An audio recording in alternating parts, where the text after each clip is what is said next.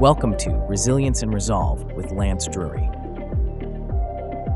Welcome back to Resilience and Resolve with attorney Lance Drury. For more than 3 decades, Lance has helped individuals and business owners face the IRS, and he's built a law practice that runs on discipline, structure, and clear priorities. I'm Evan Mack, and today we're talking about a challenge every attorney faces: time. Between clients' needs, staff questions, and unexpected issues, the workday can disappear fast.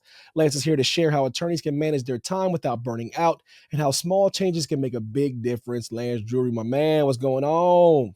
How you doing, Evan? It's good to see you again. I missed you last week. I miss you too, man. It's been a while. It's been too long. I like the jacket, man. We talking about the jacket off camera. We got to let people know how nice the jacket is, you know. There you go. There you go. Yeah. So let's talk about time, Lance. When you think back to your early years building this firm, what made that time management feel especially difficult at that stage in your career? Well, Evan, I started out as a public defender, and I'm in court 4 days a week. I have 120 clients. Wow. I'd have to spend my nights at the jail visiting people. And it was just, it's overwhelming. It's like doing triage. But that was the nature of doing public defender work because, of course, the government doesn't fund that very well because they don't want to give people without money legal representation because it costs the taxpayer. And so you're going to get overwhelmed with work. And so that was one of the biggest things. And so the best thing that I could do at that point in time, because it's very difficult to do all the things that need to be done in a case all at once, is I'd have my daytime. I would have to break down, the whole thing in a case into different tasks to do them one at a time. And there is a certain sequence when you're doing criminal defense as to what needs to be done. First prepare your response, and then you got to examine the charging documents and do the research on that. Then you want to talk to the client and make sure that he's apprised of what he's charged with and, his rights in that regard. So, yeah, you just got to break things down into smaller tasks or it's going to seem so overwhelming. But there's a big difference between being busy and being productive. In your experience, what separates those two for most attorneys? Well, I'm glad you brought that up because last June I joined a growth group out of New Jersey. And right now, Evan, I really don't do cases anymore. I've got 5 offices, 15 employees, 7 other attorneys. And, to do all that, what we call zone action, 80% of what you bring in is done in 20% of the time. You've got to focus on those things that are going to bring in the money. So I tell everybody in my office, if there's something that somebody else in this firm can do as good as I can, I shouldn't be doing it. My time should be dedicated to growing things into the future and how we're going to make the firm grow so we can go into Miami and Los Angeles down the road. And just this morning, Evan, now this is hard to believe, but you've got to do this. And this is what I really like. The last few days have been dedicated to the long-term growth and things that are going to change in this firm. And so I've been talking to one of my legal assistants and to one of my attorneys about what are we going to do a year and a half from now when the lease in the Nashville office runs out, and it's extremely costly. So I've discussed this with the attorneys there. They're on board. We'll probably go to a virtual office there because the rent down there is $7,000. It was a 6-year lease. It's probably going to be $8,000, and we're not counting utilities. We're not counting parking space. And so we'll still have a virtual office there, and the attorneys will still go in when clients want to meet them or if they need to meet them for an initial consultation. Now, Evan, before the coronavirus in 2020, I'd go to St. Louis 1 day a week and have 8 to 14 people scheduled. And before I required them to give me a credit card to reserve their spot, guess what? 4 to 6 people wouldn't show up, wouldn't call ahead of time. And so I stopped that. If you want to talk to me, this has got to be important to you too. You better put a little skin in the game in case you don't show up. And so we found out that More people showed up and more people signed up when we did that. And so now, though, since the virus, and I didn't like it at first, but I do a lot more of it now. It took me a while to get used to doing consultations by telephone. Right. I'm old school. I want to see people in person. And a lot of people are still like that. You're Yeah. laughing when I said that I'm old school, Evan. Why is that? No, because I listen, because I am too, because it's the lost art of seeing somebody in person. You know what I mean? Shaking Oh, I somebody's figured it was hand. because you thought I was old, Evan. No. You listen, you in Which your I prime, am. Lance Drury. Which I am. So anyway, but now I do all these telephone consults. But guess what? I go to St. Louis. I'm going to my St. Louis office tomorrow because there's still people that want to see you in person. And Yeah. I get that because that's what I would prefer. But the world has changed. You got to do things the way the world is. And so that's what we're doing now. And in terms of time management, you got to do that. So I'm going to keep talking here, Evan, because I got another point to make. And part of this growth group I'm with is stressing the importance of artificial intelligence. Mm, In fact, I'm going to have my own agent. Right now, I'm dealing with agents, and they're helping me in terms of how I grow the firm and what to do and how to do it. And there's bar associations, and they're telling their clientele, they're telling the members of the bar, if you don't get on board by the end of next year on this AI, you're going to be left behind. And if you don't use it, somebody's going to sue you for malpractice. yeah. And here's the other thing, people are going to want to know, why are you billing me at all this time when you could have gone to AI and done it in 20% of the time? Now, you still got to review it. You got to watch because AI is not going to do everything correctly. But Right. I saw a demonstration. It was like a 126 paragraph petition, which probably would have taken an attorney 10, 15 hours to do. It did it in about an hour and a half. Wow. Now, of course, the attorney's got to go back and review that, but still, just think about how much time that saves. And, even your legal assistants, my legal assistants are using it now to formulate letters. They don't have to Yeah. they don't have to spend the time when we're writing. We tell them, here's bingo, it's done.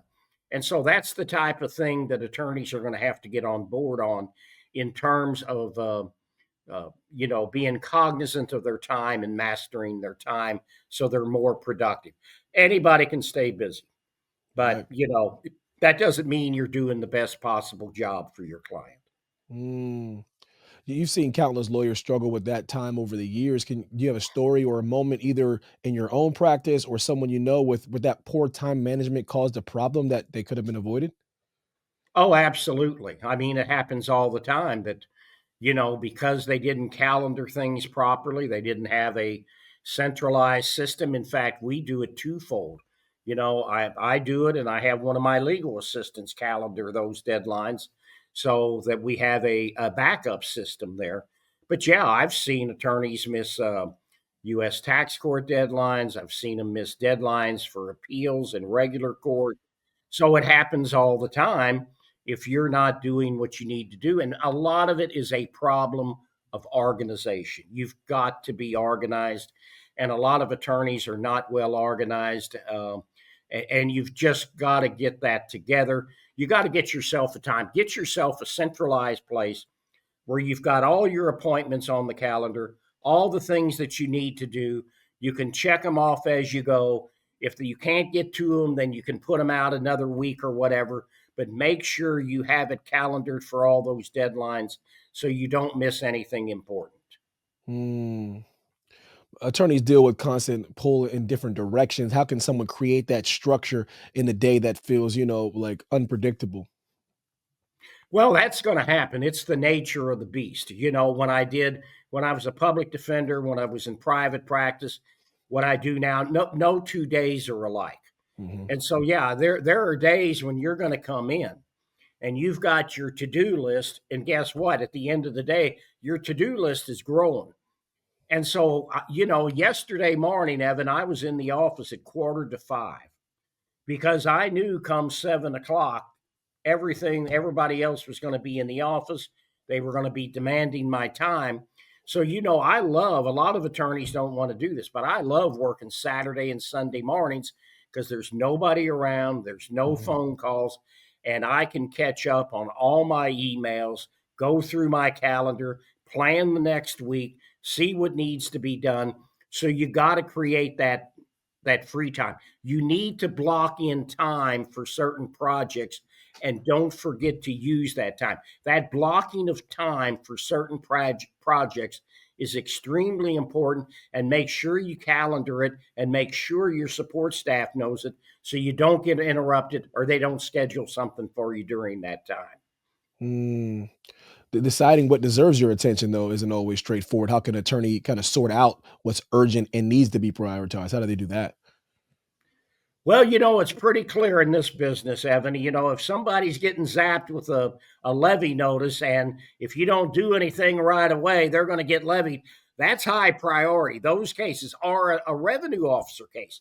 And the reason with a revenue officer is they want everything, they want it now. They're on a strict guideline. If you're in the automated collection system with the IRS, you don't get that. And so you got a lot more time there. So you got to prioritize the revenue officer cases because if you don't communicate with them, if you don't give them what they want, they're just going to go out and levy your client. Mhm. And I saw it. I had a guy from Illinois. He paid this group from Colorado $30,000.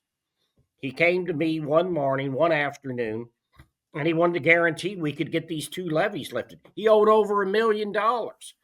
I said, Wow. well, I can't guarantee you that we're going to get it lifted, but we've had a great track record doing that. Now, he paid me more than $30,000, but he hired me the next morning at 7 in the morning because we opened. He called in, paid, and this is unusual. Normally, I get all my money before the case is over, but I could tell this guy was going to pay me.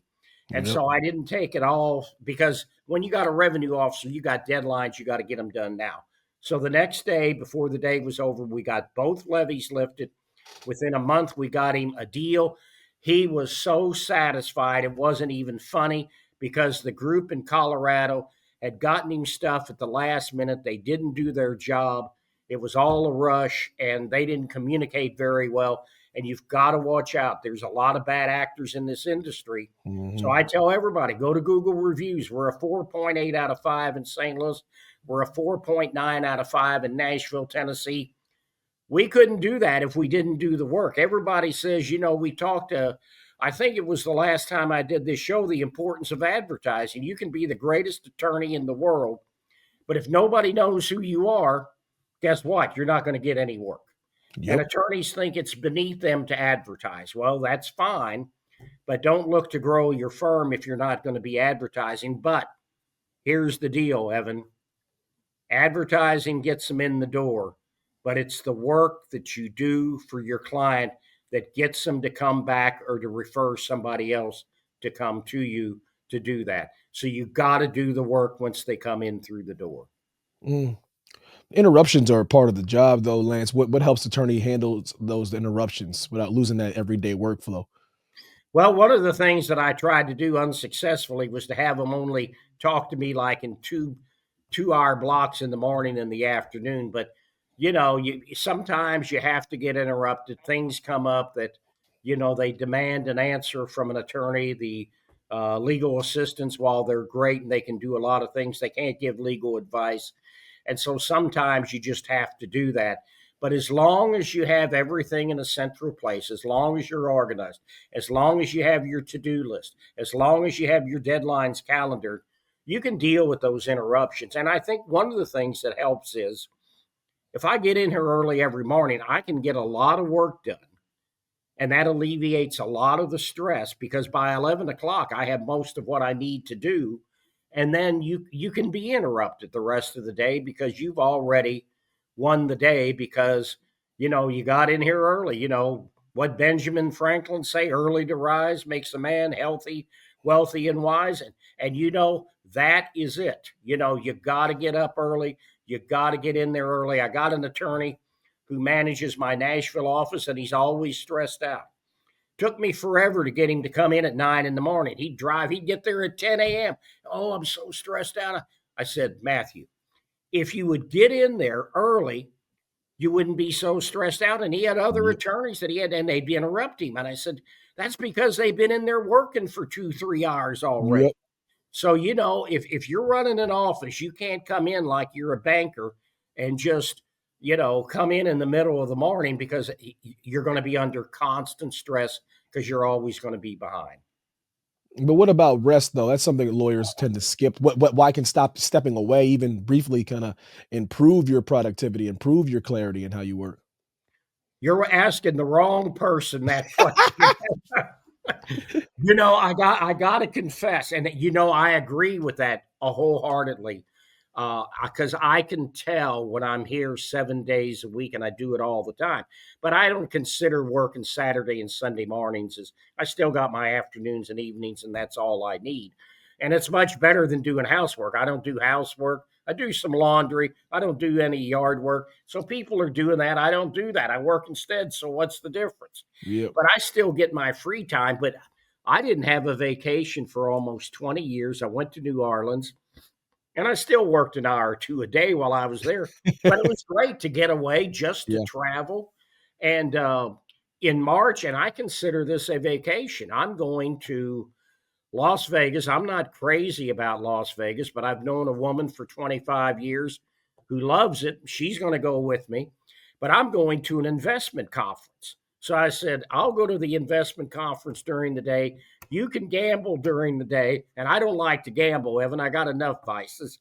And so at night, we'll get together and we'll go out to eat. And so That sounds nice though.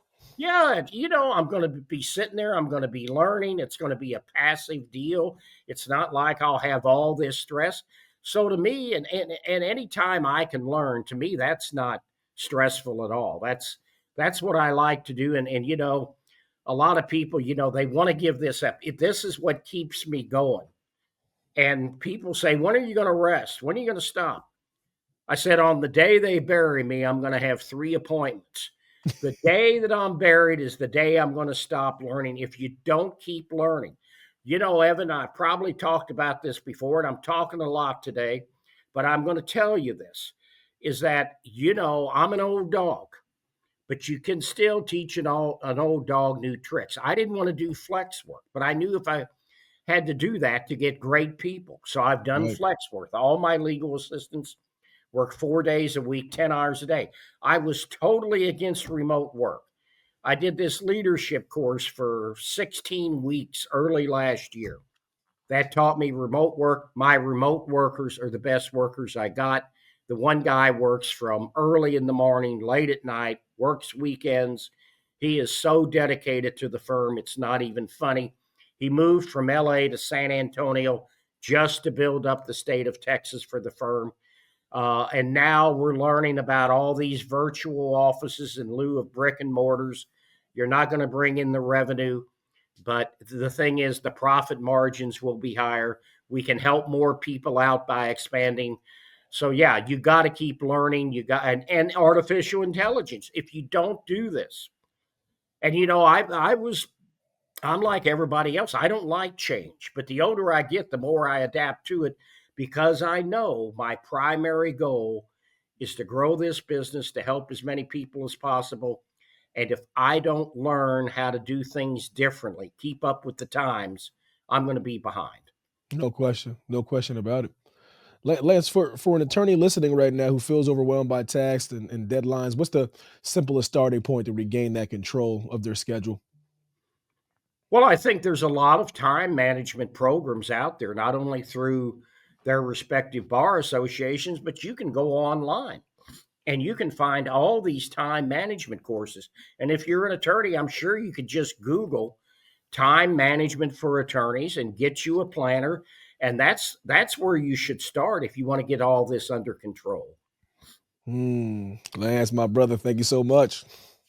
Thank you, Evan. I'm glad to see you back again. It's been a while. I know it's been too long. Let's go into New Orleans too. I was like, wait, I mean, going to Las Vegas. I was like, oh man, got a little trip. You gonna gallivant to Las Vegas? There you go. Thank you all for joining us on Resilience and Resolve with Lance Drury. This is one of the most powerful tools an attorney has, and learning how to protect it can change the way you practice. If you need help with a tax issue and you want to learn about Lance's work, visit lancedrurylaw.com. Don't forget to subscribe, leave a review, and share this information with someone else that might find it helpful. Thank you so much. We'll see you next time. Thanks for watching. Be sure to hit that like and subscribe button and leave us a review in the comments.